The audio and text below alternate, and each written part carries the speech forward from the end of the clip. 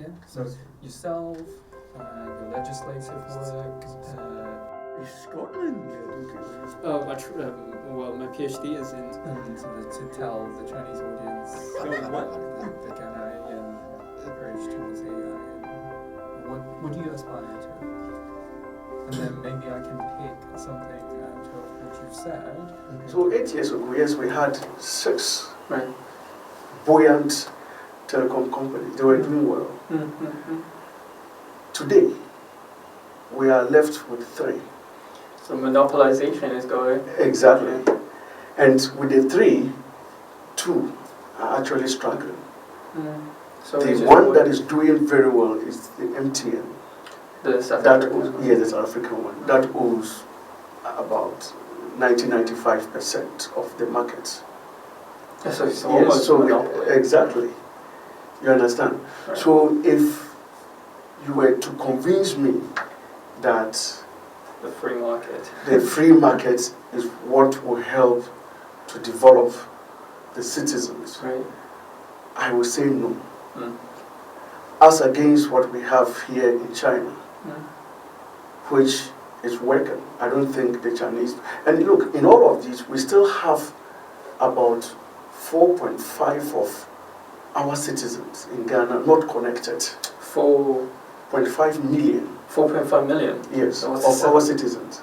So it's Not it's a connected. majority of the population. No, we have a population of about 33 million. Right.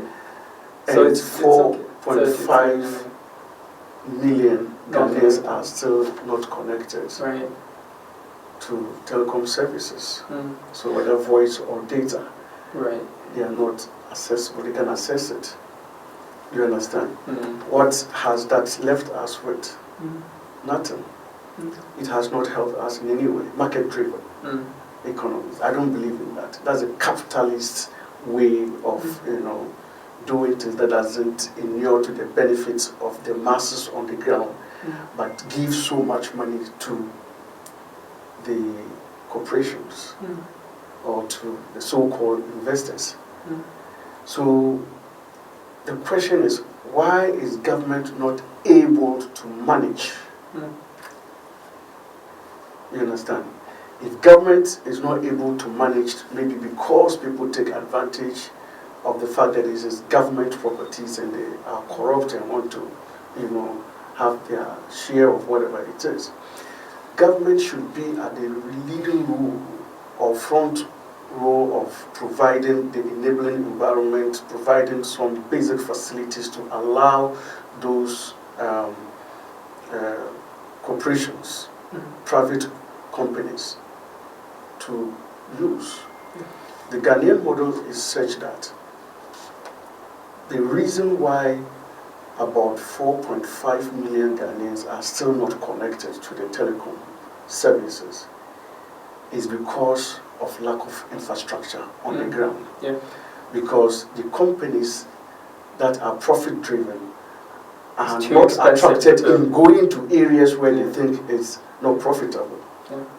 I mean, this goes to the Chinese story, right? The famous Chinese story that we grew up with is in recent years you see Chinese connectivity, mobile phone connectivity, internet connectivity have grown exponentially, largely because this is a state-driven initiative. Exactly. I mean, it's very, very expensive to build towers in remote areas where you have 3 users. There's no market incentive here. So on that side, I think I completely agree with you. And what you have elaborated echoes quite nicely with what Nkrumah said, right? Nkrumah in the very beginning, in the 1960s, recognized what hinders Ghanaians' development is the fact that Ghana is heavily dependent on the world's market, and Ghanaians' economy is heavily heavily depending on one single commodity, and that commodity, cocoa beans, right? Yeah. And cocoa beans can't feed people, Yes. and cocoa bean you need to sell it to the global north, the formal colonizers. Yeah. But I think what is inspiring is that he recognized that reality. He didn't say that, we need to completely start from scratch and build everything from scratch. Yeah. He said we need to rely on that specific advantage or specific reality. The only tool that we can mobilize is nationalization, reintroducing that, because the state at the time is the only possibility that, one, as you said, provide a safety net to its people, but on the other hand, state is the possibility of concentrating all the resources in one area so that they could have the materials, they could have the necessary surplus to develop something that could lead to a healthy circulation of domestic economy. And state, in that sense, is a perfect balancer. But that state needs to be a people-centric state. Exactly. That leads to, again, a China story, right? It's like we repeatedly emphasize the importance of people-centric, but the Western story is, or the American story is, there is an arbitrary principle for good government. And that good government needs to be, division of power, needs to follow a certain principle. But they ignore the fact that reality on the ground are drastically different. One thing that connects all those drastically different reality is they're all people living in different conditions. So a good governance needs to be truly people-centric. So, I mean, that sort of reminds me of another question I want to ask. You look at the telecom market, that's almost like a beginning era or beginning stage towards a different space, digital space. Nowadays, the whole discussion regarding digital space is about development of technology, development of AI.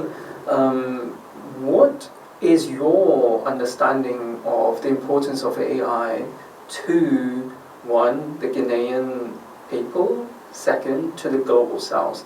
Is the story of AI development, the importance of AI, the same to the global south people as much as it is to the American, let's say, big corporations? That's right. I think AI is revolutionizing many industries, and every country is trying to take advantage of its development. And you must do it because you have no choice, because you can't allow others to go leaving you behind. Yeah, as so Nkrumah says, you have no choice, but to trade with the... Exactly. So you will have to take advantage, but to tailor it to suit your developmental needs and cultural and societal needs and values as well. But AI would need to be seen in a perspective of a cooperation with others, because it is going to enable trade, is going to enable language, barriers that has existed for so many years. That, for example, many people or countries were not able to trade with China because of language barrier and all of that. All of that, AI is going to play a role in eliminating some of those challenges and allow free trade and allow a lot of things. So it is revolutionizing the telecom space, and Ghana digital space. A digital space, yes. And Ghana is also trying to take advantage of it. We are currently developing a policy on AI, and some of the laws that we are reviewing in the industry would include that aspect of AI. You're the legislator of that, right? Yes. So you're in the very right position to... Exactly. So, but in legislations in Ghana are sponsored by government through the ministries or the ministers who head the various ministries. So once they bring it to Parliament as bill, then we will look at it critically and see what are the key elements that you would like to investigate or to pay attention to. Well, the most important area definitely would be data. Right. How our data security, exactly, data security and data sovereignty, to see whether as a country we are in control of our data, because AI drives on data.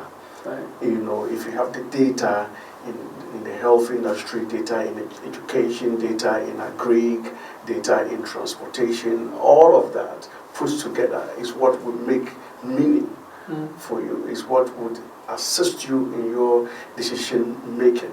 And when making a decision, then you can now say that, oh, okay, we have this amount of data, it's enough, and we can convert it into an AI production venture.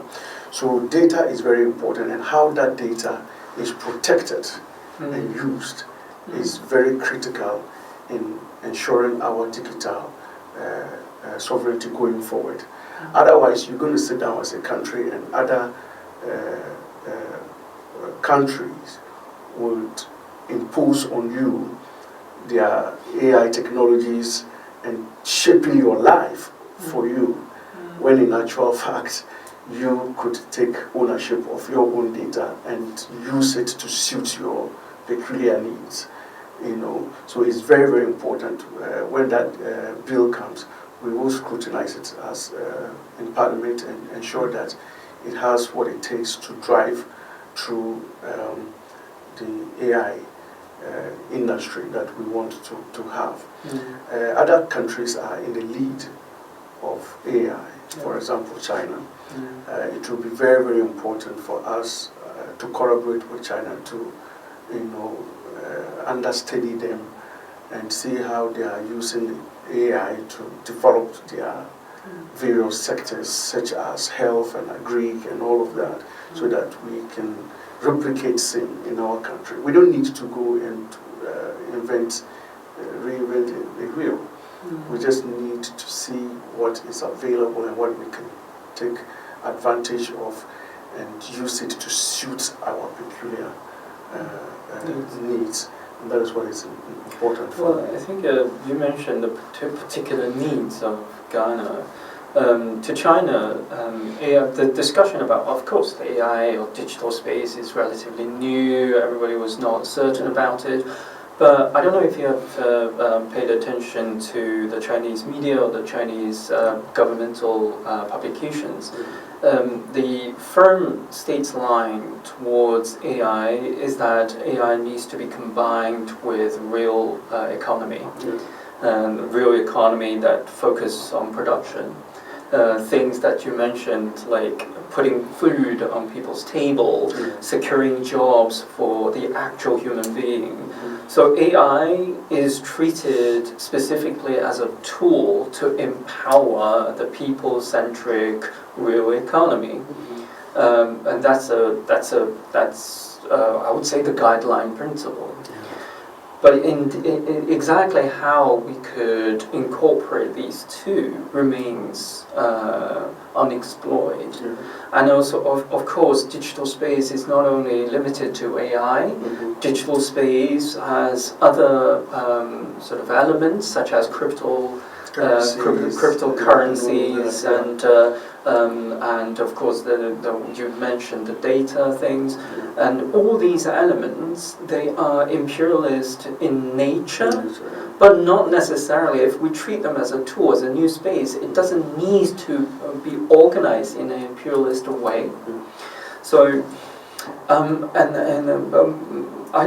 right now, I personally would have curiosity towards how to envision a more equal digital space, a space where you could actually empower people's life rather than alienate human being, turning human being into a mere number or a price tag, whatever. Absolutely. AI should enhance, people's lives. It should aid you to succeed in what you are doing. I mean, in your mind, can you imagine a specific role or specific function that AI could play to empower your community? For example, let me just give you this example. My experience here in Shanghai when I arrived, at the hotel that I first moved into, I wanted to engage, the front desk, receptionist at the front desk. I spoke English, and she didn't understand. But what happened? Immediately, she brought out her phone, and then I noticed that she pressed something, I don't know what it was, and then asked me to speak, what I wanted her to do for me. Then I spoke in English, and then she looked at it and said, oh, okay, I understand you.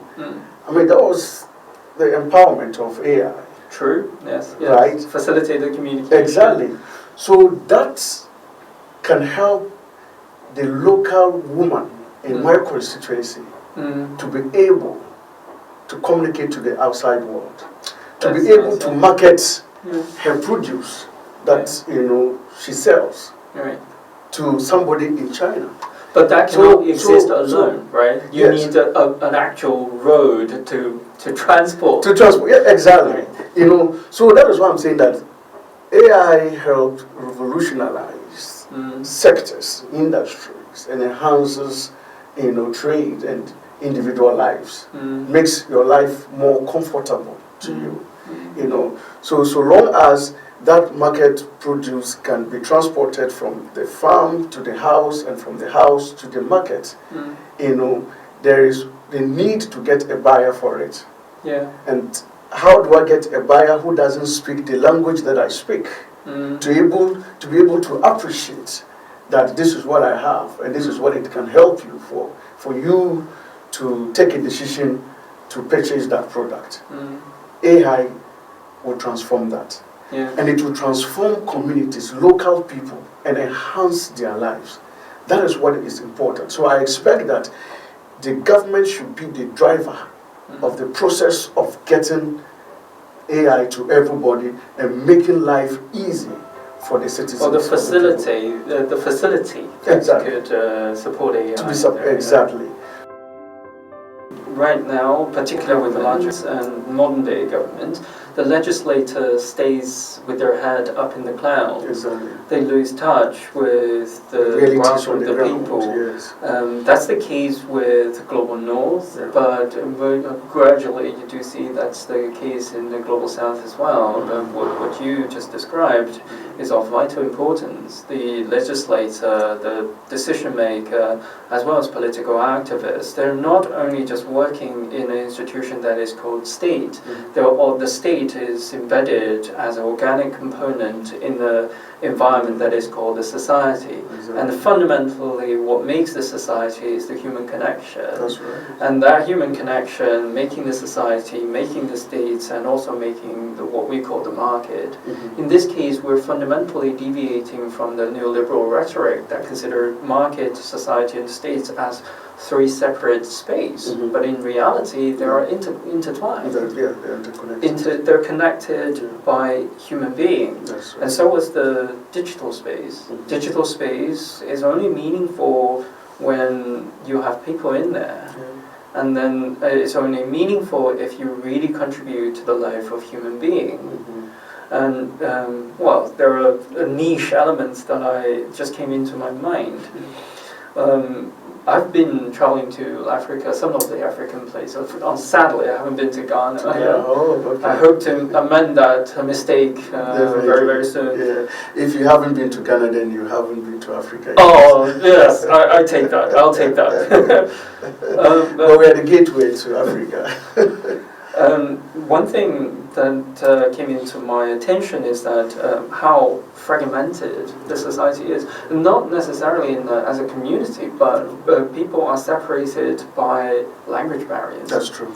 You don't even, like, if you travel, let's say, a couple of miles, you probably end up in a different language bubble. Very true. Then modern days large language model are hugely dependent on language inputs, which is dominated by English, of course. The materials is 98% online materials available in English. How do you think the small language could benefit from this AI transformation? Particularly, I'm thinking, without enough language input, the translation might not necessarily work very well. AI translation might not work very well. So, how would you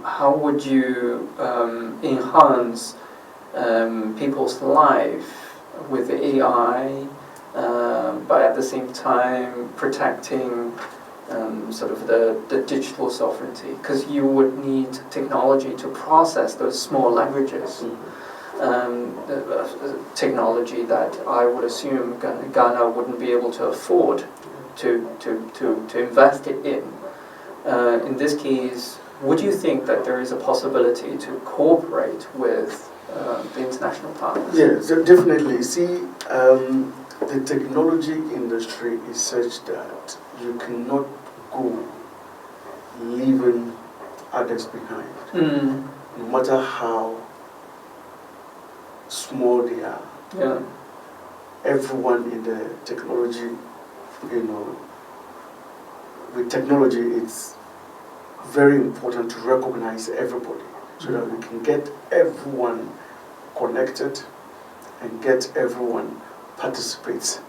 That requires resources input. It does require resources. Yeah. That is why we will need cooperation from each other. Government will have to play its role in facilitating. Yes, I mean, interest groups such as such as company profit-driven companies will have, which are fine. Companies are naturally profit-driven. Exactly, we have a stake in it. Yeah. But there has to be a conscious efforts by government to recognize everybody and his needs, so that if there is a community or a group of people that needs to participate in it, government must facilitate that.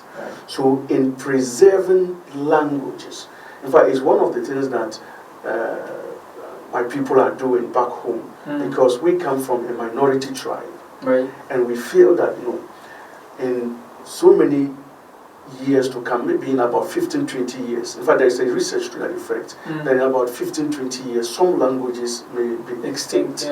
Exactly. And we are trying very hard to ensure that our language is not. So we want it taught in a university, where we can sponsor people to go and learn our language and come back and teach it at the basic level. But it's not just about preservation. So once you preserve the language, once the language exists, then it becomes incumbent on government to ensure that that language benefits from the technology that is being, that's true, introduced. And it is incumbent on government because it is like providing the basic necessity to the people. It is like providing water to the people, providing electricity, providing telecom services. Those are basic needs that are important to the survival of the people. So I believe that government will be the driver in this, in ensuring that its citizens are not lost, but maintain their cultural and societal values. But I take this, I agree, but I take this from a slightly different angle, language preservation from the state's perspective is not only just about preserving a language as a relic, as a museum piece. It's about making sure to eliminate the barrier that hinders people's ability to cooperate with the others. Yes, exactly. Right. And well, let me say that many of our languages in Ghana has been translated into, many of our books, resources, intellectual resources, particularly, Ghana is a religious nation. It's a Christian-dominated. There are many, the Bible and other intellectual materials have been translated into the various local languages. Oh, really? Oh, yes, exactly. So it's the same way. Once there are translators, I believe those languages will survive. And they will participate in the AI development. I mean, they can use the language for a social purpose. Right? Exactly. It's the same thing, right? In the digital age, right? You can use a language to participate in a global circulation, to facilitate a better living of yourself, and that's it, right? Exactly. So I'm right now imagining a scenario where somebody living in Shanghai here could just take the phone and go and see what is happening in Ghana, and probably go to my hometown, which is called Nampanduri. Nampanduri? Exactly. I'll try my best. That's where I come from. Right. It's in the northeast of Ghana. This is where your constituency is? Yes, my constituency is called the Bumburugu constituency, but I come from a town called Nampanduri. Located in the Bumburugu constituency. Yes, so Bumburugu is the capital, but Nampanduri is one of the towns. How far is it from? From Nampanduri to Bumburugu would be around 20 kilometers. 20 kilometers. How long does it take you to travel? Well, on a very good route, it should take you like 15 to 18 minutes. Okay. It's a very good route, but I don't have that at the moment. Because I noticed on your budget report, you say engineered road, right? Yes. Engineered. What does engineered road mean? The category engineered road. Okay. Is that paved road or hardened road? Oh no, it's a road made of bitumen surface. Oh, okay, right. So it's a surface that paved. Exactly. Sorry to interrupt. This is my curiosity. Exactly. Yeah, it is paved. Constructed. All the trees and stones are putted, and with gutters and gravelled. So you can travel cars. Yeah, with cotal and then gravel put on it.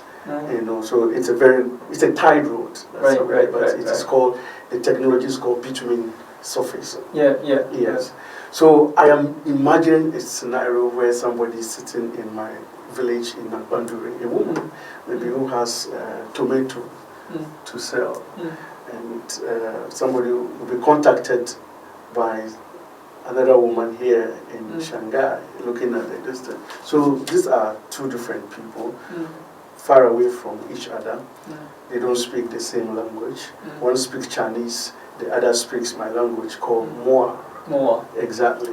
So the Chinese lady say, okay, he speaks in Chinese and say, like, I see that you have advertised tomatoes. I'm interested in your tomato. What kind of variety is that? And how much is it sold? And ask all the necessary questions. Then he listens to it and understands what she's talking about from Shanghai, and also respond the same way. So it will now be left, they agree on the terms.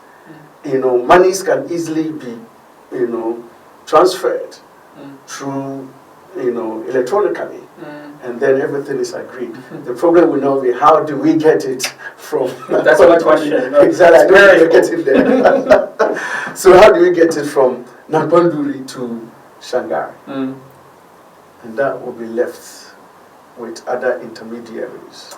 Now, government. As a Chinese, we actually have relatively similar problem, right? And not to the distance that the tomato needs to travel all the way from Ghana to Shanghai, but for the tomato to travel, let's say, from Xinjiang to Shanghai, it takes time, it's perishable goods. So we build roads, and we make sure that there are policy and institutional arrangement to make sure that there is no taxation on the way for those perishable goods. So there is a facility, there is a institutional facility and physical facility to support that connectivity of a market. To me, I guess it goes back to a 1950s and 60s vision. You don't need to travel all the way to China to sell your tomato. Exactly. It will be great if there is a Pan-African market. You can sell to the surrounding regions where the agricultural produce are lacking sort of a short in supply. It will be wonderful to think about a connectivity on that level. For a Ghanaian woman to sell the produce to, say, let's say, Cote d'Ivoire or Mali. Yes, exactly. Yeah, the regional market. Yeah, that's exactly what. Exactly. So the Chinese model was just an example to illustrate, but even trade between the African nations, and then even between communities within the same country. It's very, very, very important. And once we have an enabler, which is the AI, we should be able to move on. But in all of these, government is the driver. Government must make conscious efforts to ensure that facilitation is done in a manner that would not compromise our national security, and yet will give room for everybody to participate and benefit in it. Just in the wildest dream, right? I would imagine that one day China could be such a platform to facilitate a discussion of such between African leaders or Global South leaders, and then China would be a civil society that could facilitate a people-to-people conversation of this kind.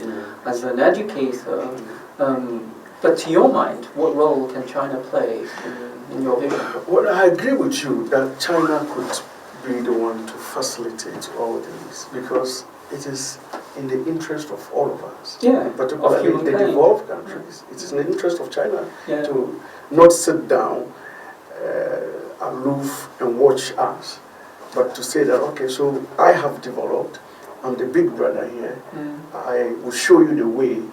Not to say that, because China believe we're a member of the Global South. I'm an alienable member. Yes, there is no big brother or something. Well, it's just to give respect to where it is due.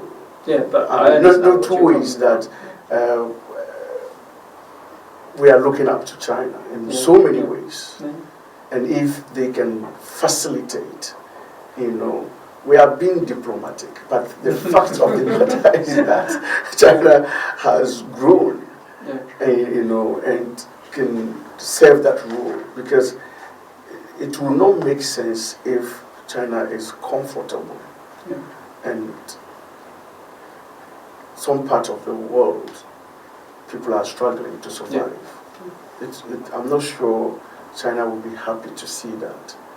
It is the very reason why China worked very hard to develop itself and the people. So it will be on humanitarian grounds to ensure that you help others to come out of their underdevelopment predicament. China has made it very clear this is a shared community of humanity. Yes, exactly. So it is very, very important that Global South countries come together on a common platform and work in the interest of their people.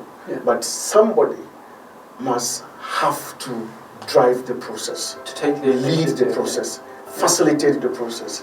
And it is that person who has done it all, have seen it all, and can be in a position to advise, and that is China.